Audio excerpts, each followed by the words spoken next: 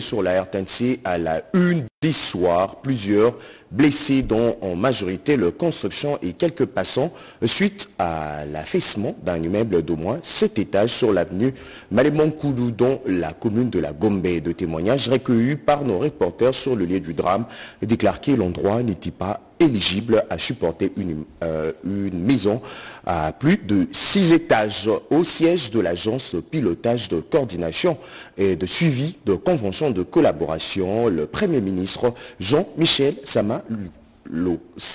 Sama-Lukonde Kyenge a présidé la cérémonie de relance des activités du programme Sino Congolais. Nous vous dirons tout, oui tout, sur la cérémonie de ce lundi 18 mars 2024. Également à la 1 d'ici soir, vous suivrez le récit d'une femme violée, interprétée à travers ces images par la ministre d'État en charge du plan entre douleur et réclamation d'une réparation. Cette femme, victime des atrocités de terroristes en 23, a bravé la peur pour parler de conséquences de l'agression rwandaise sur le sol congolais. L'actualité nous amènera dans le Haut-Katanga pour parler de réalisation de l'actuel gouverneur Jacques Kabula Katoué. La province est devenue comme un chantier à ciel ouvert. Deux infrastructures modernes sortent de terre par ses œuvres. Il est plébiscité, déjà vainqueur à l'élection de gouverneur. Madame, monsieur, voilà tout pour les sommaires. L'endroit n'était pas éligible à supporter une maison à plus de 6 étages. Conséquence, l'immeuble d'au moins 7 étages s'est effondré sur l'avenue Malémonkoulou dans la commune de la Gombe. Au banc des accusés, la maçonnerie qui, selon le témoignage recueilli par nos reporters sur le lieu du drame, n'a pas respecté les normes exigées, surtout au niveau de la fondation initiale. Le récit tragique de cette histoire dans ces reportages de Tété Bondunga. C'est un immeuble de 6 niveaux en construction qui a commencé à s'affaisser vers sa façade principale sur l'avenue Malembankoulou au commandement dans la commune de la Gombe. Une situation qui met en insécurité tous ses voisins et voire les usagers de cette route. Trouvé sur les lieux, Jules César Fumukanda Basila, officier de la police judiciaire à la police nationale congolaise, explique le fait. C'est vers 10h34 que j'étais de passage ici. En venant de mon bureau, j'ai constaté le fait s'est produit devant mes yeux. Donc nous disons, la façon, on a procédé d'abord à mettre la fondation de cet immeuble, c'était mal procédé. Et en outre, il y a un autre immeuble qu'on est en train de construire à côté. Donc on a trouvé vraiment à un niveau incroyable. Donc je pense que la façon de construire, c'est ça le défaut. Que pourrait être la cause de cet écroulement? Que doit-on faire à l'étape actuelle alors que le parking, le rez-de-chaussée et le premier niveau sont déjà sous la terre? Nous allons mettre les moyens pour barricader la partie de l'avenue afin que la population ne puisse pas accéder dans cette partie. Maintenant, nous avons sollicité au bourgmestre, qui nous suit d'ailleurs, d'appeler les services compétents qui pouvaient venir donner une solution par rapport à cet immeuble, parce qu'on ne peut pas laisser comme ça. On ne sait pas quand est-ce que ça pouvait s'écrouler complètement. Donc nous voulons à ce que la hiérarchie de notre service ou soit nos autorités puissent interpeller les autorités compétentes qui pouvant prendre la solution afin d'amener des engins qui peuvent écrouler complètement l'immeuble pour éviter les dangers. La population avoisinante est dans l'inquiétude, ne sachant pas quand, comment et vers quelle direction cet immeuble finira sa course si rien n'est fait à temps. Restons toujours dans le même chapitre. Plusieurs blessés dont en majorité le constructeur et quelques passants suite à l'écroulement d'un immeuble de plus ou moins 5 étages. Tout le bien matériel du chantier de cet immeuble en pleine construction serait encore enfui dans le décombre. Je vous propose de suivre ces quelques réactions. Nous sommes venus constater, on a vu la réalité sur terrain, cette situation qui nous est arrivée aujourd'hui, l'effondrement de cet immeuble. À voir les choses, c'est une colonne côté droite qui s'est fragilisée et ça a tiré l'ensemble de l'ouvrage.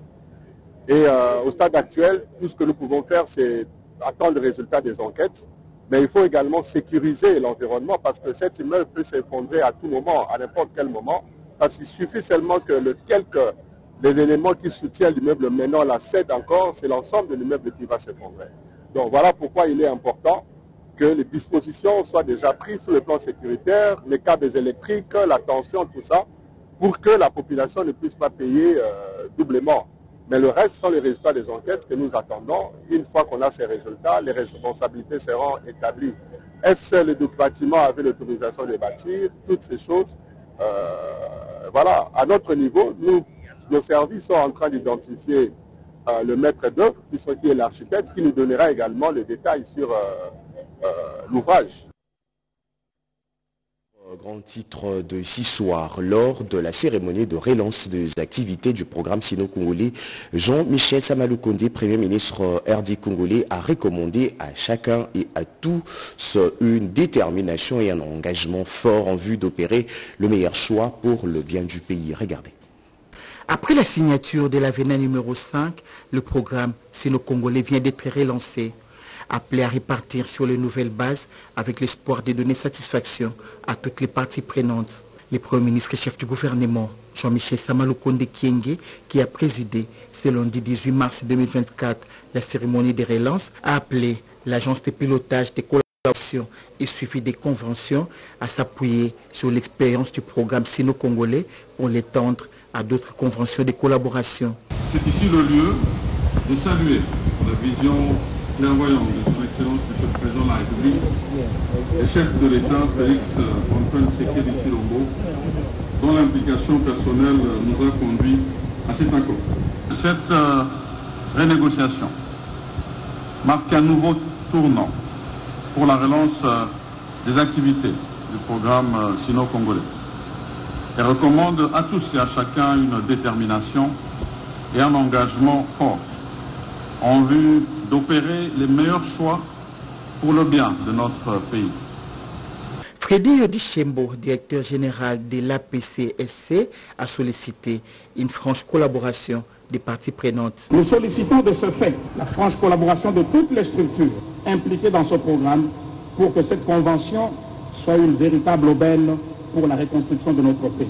L'APCSC a donc la charge de veiller à consolider les acquis de ce partenariat qui vise le développement des infrastructures en République démocratique du Congo. Organisée sous le haut patronage du chef de l'État, Félix Antoine Tshisekedi Tshilombo, cette cérémonie a connu la participation de quelques membres du gouvernement, du cabinet du président de la République, des mandataires et de certains partenaires de la République démocratique du Congo. Le programme sino-congolais a été décrié pour n'avoir pas répondu aux attentes des Congolais en termes des infrastructures en échange de leurs ressources exploitées.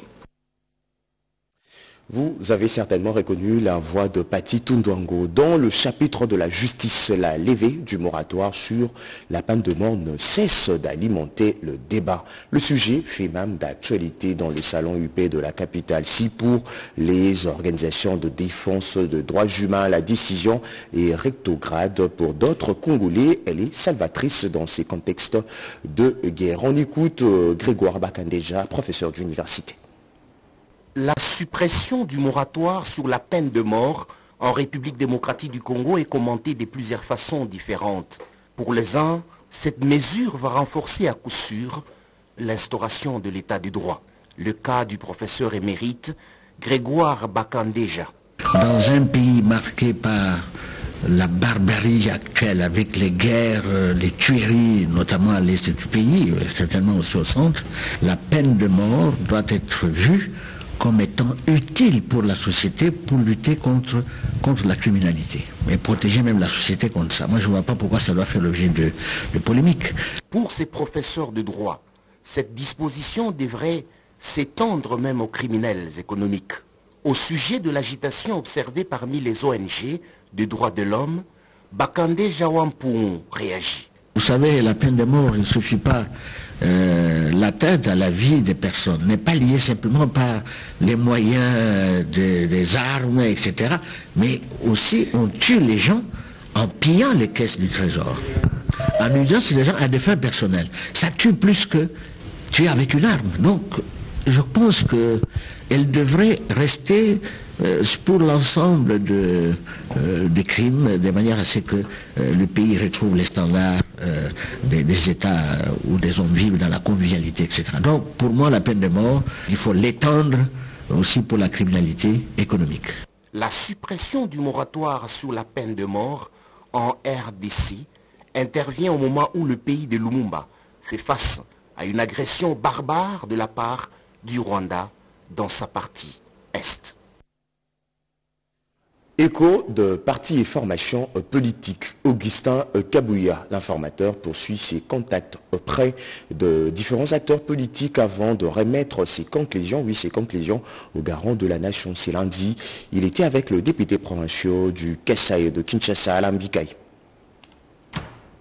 Le consensus a été trouvé autour d'Itike Crispin Mukendi de l'UDPS et Bokole Joy Jolei de l'INC pour l'élection des gouverneurs dans la province du Kasaï. Les 33 députés provinciaux qui comptent cette province, de toutes tendances, ont affirmé leur soutien à ce ticket gagnant pour présider aux destinées de leur province. Et moi, j'ai fait que prendre acte de ce que vous avez proposé. Ce n'est pas ça? C'est ça. À cet effet, l'honorable Augustin Kabouya a prêché l'unité et l'amour pour l'intérêt de cette province à ses hôtes.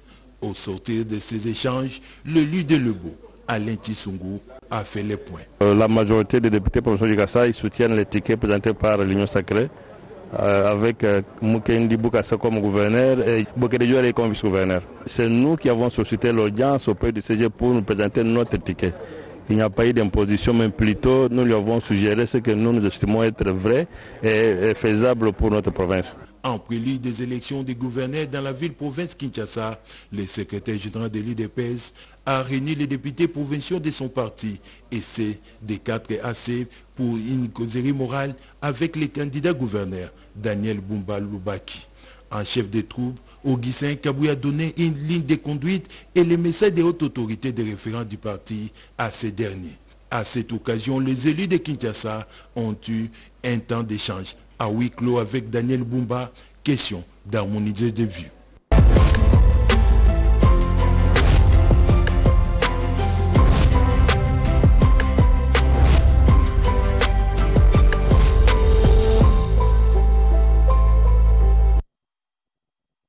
Notre chapitre consacré au mois de la femme par une nouvelle triste. Les images que vous allez suivre dans quelques secondes vous relatent l'histoire d'une femme violée. Elle fait partie de victimes de atrocités de 1-23 dans la partie est dans l'est de la RDC. Entre douleur et réclamation d'une réparation, elle a bravé la peur pour parler de conséquences de l'agression rwandaise sur le sol congolais. Voici le récit de cette femme violée, interprétée à travers ces images par la ministre d'État en charge du plan. Depuis plus de 10 ans, la guerre ne cesse de décimer les populations à l'Est et le nombre exact de violences faites à la femme est loin d'être connu. Le traumatisme et la stigmatisation sont lourds à porter que certaines préfèrent se taire. C'est dans cette optique que le Fonds national de réparation de victimes de violences liées au conflit a pris l'engagement de dénoncer ces actes ignobles. L'histoire de ce jour a été interprétée par la ministre d'État en charge du plan, Judith Toulouka Souminois. Mon nom est Fatou. À l'âge de 11 ans, j'ai vu mes parents cultivateurs perdre la vie sous mes yeux. On les a enterrés alors qu'ils étaient encore vivants. Leurs cris de douleur résonnent encore dans mes cauchemars. On m'a torturé jusqu'à en perdre connaissance. J'en ai des cicatrices profondes sur mon corps et dans mon âme. Je me demande toujours, pourquoi moi? Qui peut me comprendre? Plus jamais seule. Plus aucune femme n'affrontera les atrocités de guerre et de violence seule.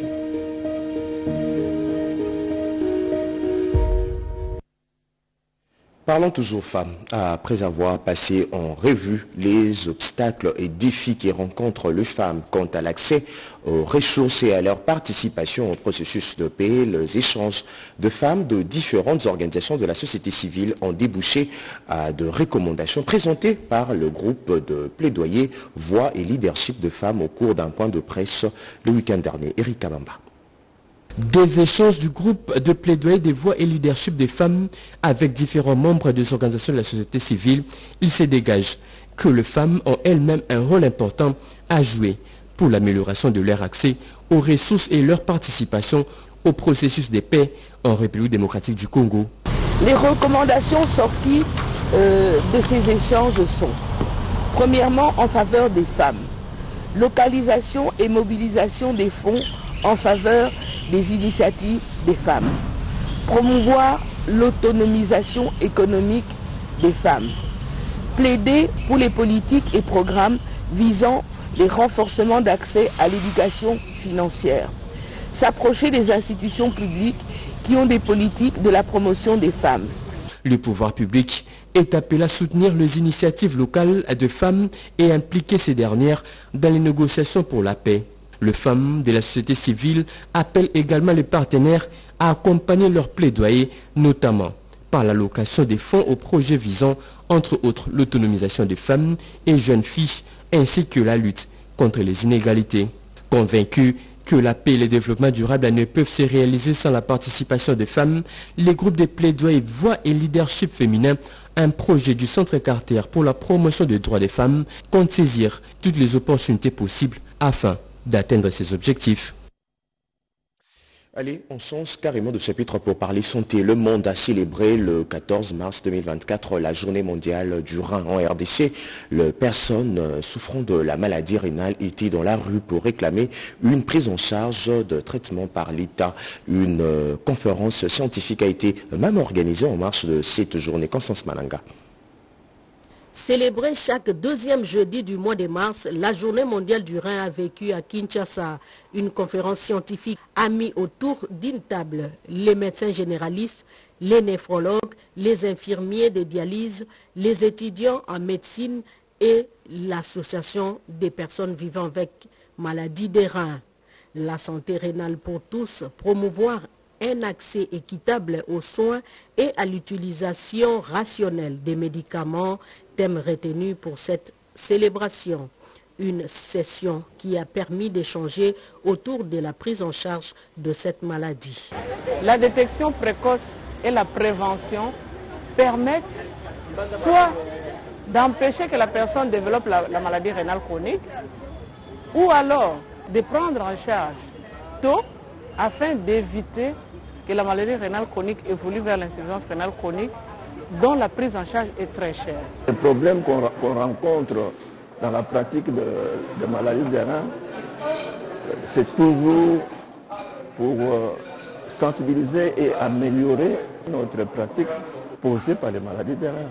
Le coordonnateur de la couverture santé universelle présent à ces assises a promis de prendre en compte les désidérata des malades qui ont fait les plaidoyers pour que la dialyse soit prise en charge par le gouvernement. Un message, c'est un message d'espoir pour dire que la couverture santé universelle initiée par son Excellence Félix-Antoine Tshisekedi Tshilombo, président de la République, est effective et qu'elle va aller en s'élargissant pour couvrir de plus en plus de pathologies ou des maladies, y compris bien sûr les maladies qui créent l'insuffisance rénale comme l'hypertension et le diabète, et ainsi réduire le taux de personnes qui vont passer de ces maladies à l'insuffisance rénale chronique. Bien avant cette journée scientifique, les malades avaient déposé leur désidérata contenu dans un mémo à la présidence de la République. Toujours en santé, un nouveau centre de sages-femmes indépendants au Congo a été inauguré le week-end dernier pour approfondir les connaissances de ces sages-femmes en matière de la santé reproductive. Patricia Oungu.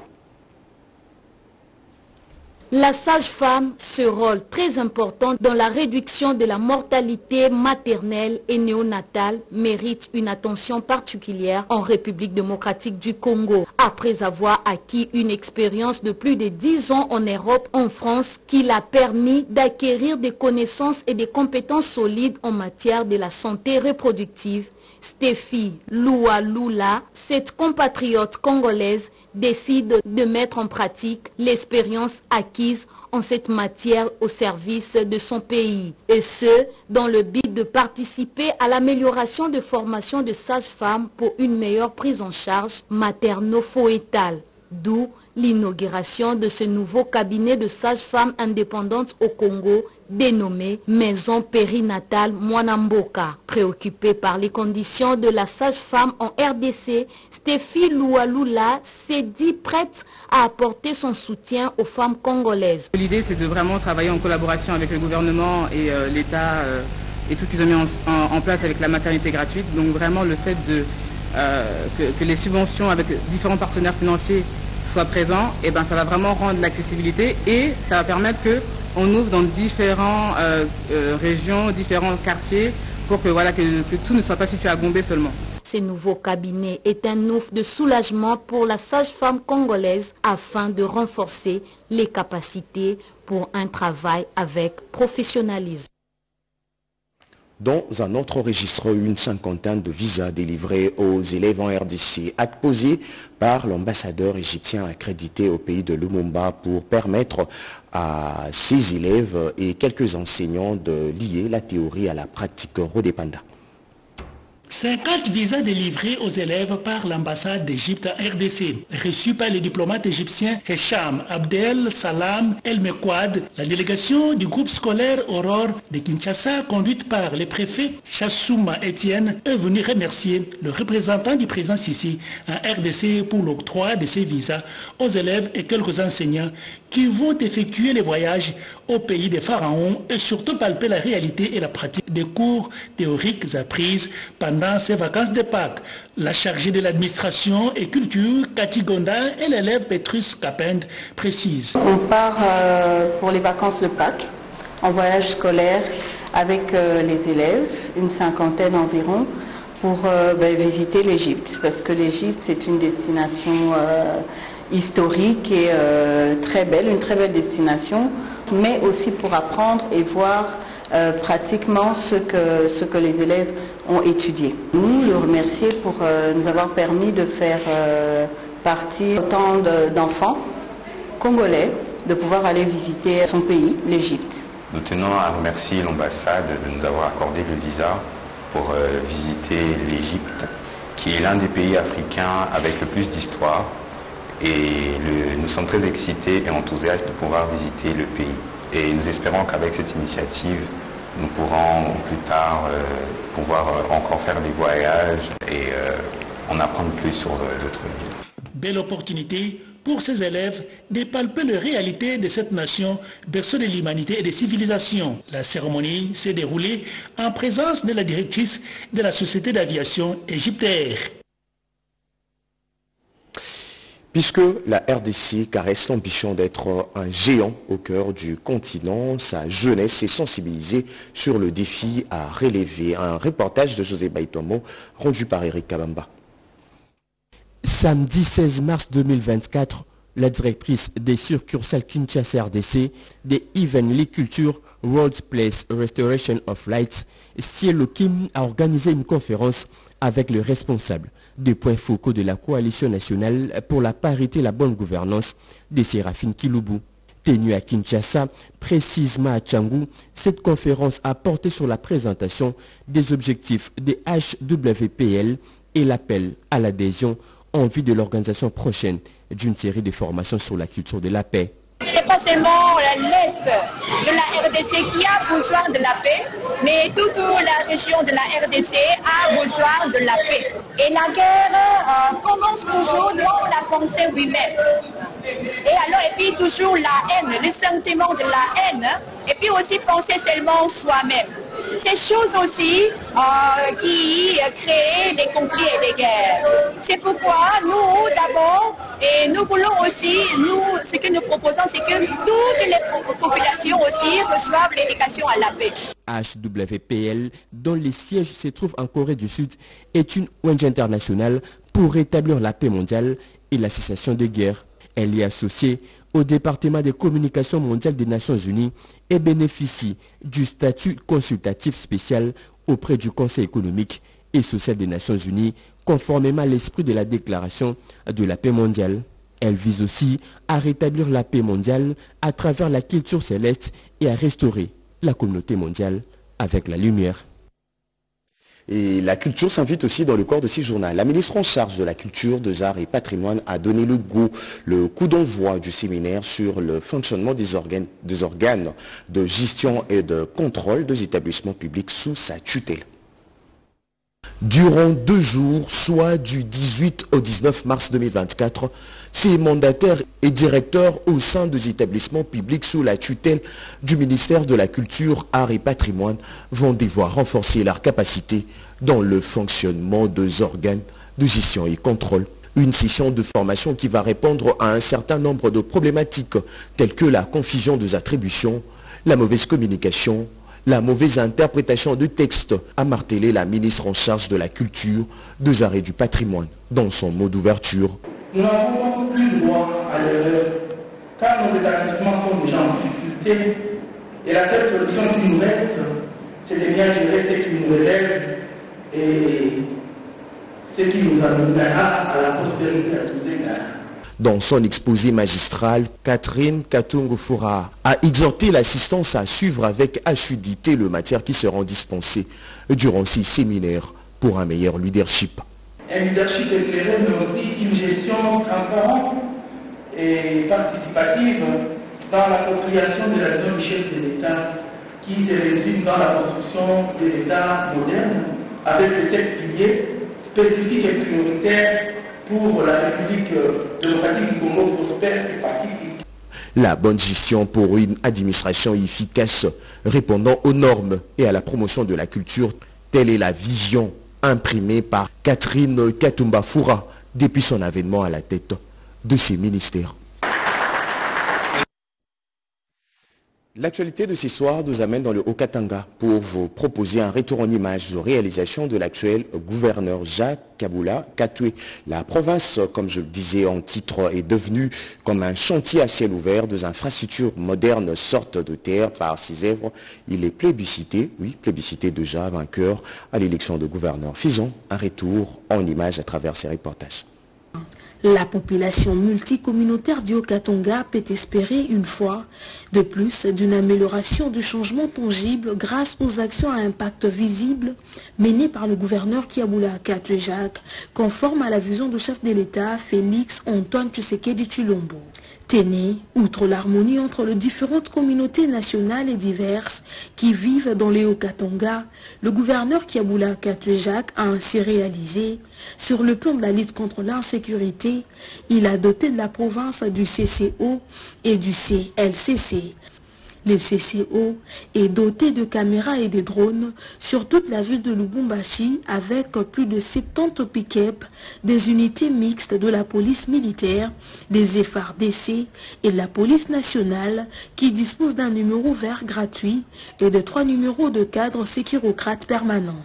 Aussi s'organisent des navettes fréquentes sur de tronçons routiers de Lubumbashi vers Sakania, en passant par Kasumbalesa et de Lubumbashi vers Likasi. Sur le plan du développement, entre autres l'agriculture et infrastructure, du côté agricole, outre l'inauguration du grand centre des Mutumpeke, où la formation en agriculture de près de 14 000 élèves et 6 000 parents, il y a aussi eu principalement la création de plusieurs villages agricoles situés dans les territoires et villes du Haut-Katanga, où le gouvernement provincial soutient les coopératives agricoles, le fermier et particulier en l'air dotant des intrants agricoles.